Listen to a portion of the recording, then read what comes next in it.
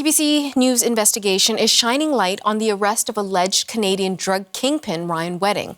Now, a review of hundreds of pages of court filings shows that he was betrayed by his right-hand man. Wedding was arrested last month in Mexico after a decade on the run. CBC's Tom Stagg has more on what we're learning about Wedding's closest confidant. Yeah, we went through hundreds of pages of court documents that do not name Andrew Clark, Ryan Wedding's alleged right-hand man, as the FBI informant over the past year in this case.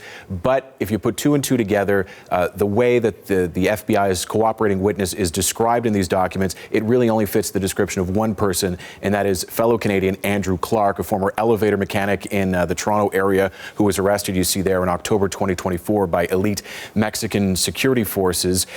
He worked with the FBI from February to November of 2025, following the assassination of another FBI witness who was targeted, shot 5 times in the head in a restaurant in Medellin, Colombia.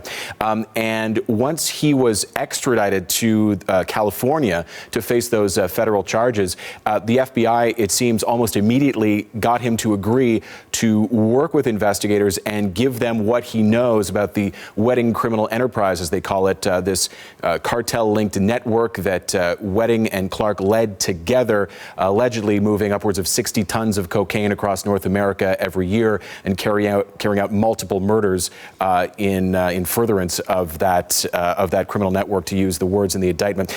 The acting U.S. attorney last year, the lead federal prosecutor in Los Angeles, here's how he described the relationship between Wedding and Clark at that time. The organization was run by a former Olympic athlete turned drug trafficker and murderer, Ryan Wedding. And his second in command, Andrew Clark, who was also Canadian, helped run the criminal enterprise and was ultimately responsible for the murders charged in the indictment.